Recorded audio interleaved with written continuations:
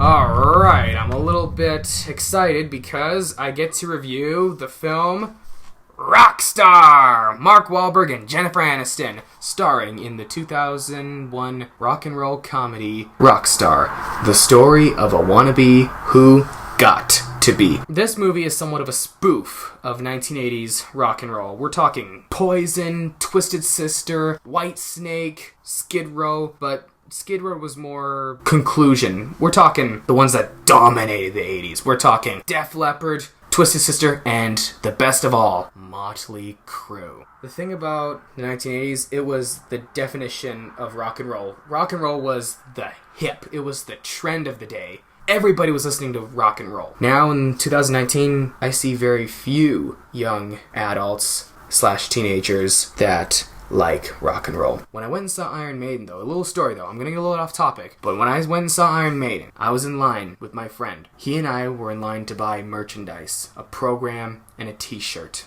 which I have, but there were two people in front of us.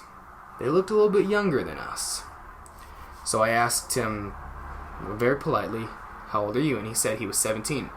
And I was like, yes! Yes! Finally, I actually met a young, a high school guy who actually has this passion for rock and roll and metal, you know? Yeah!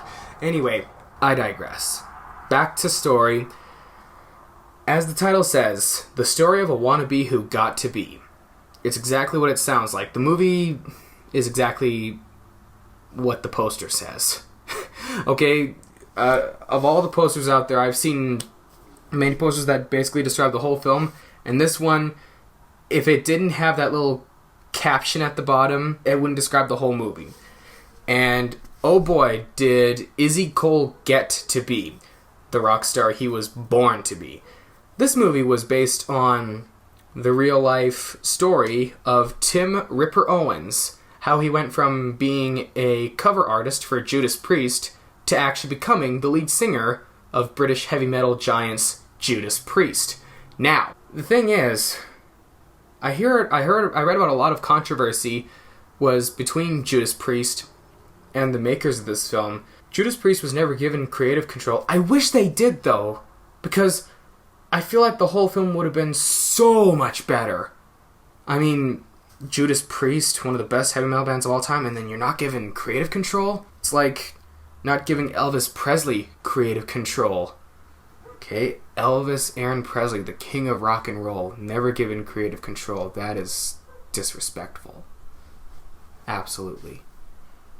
Anyway, Mark Wahlberg plays a cover artist or a tribute artist for fictional heavy metal giants, Steel Dragon.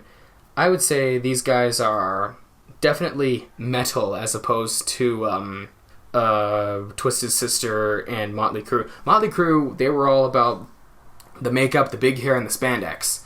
These guys were more metal because they had the leather. Yes, they had the hair, but Motley Crue was a lot more puffed out.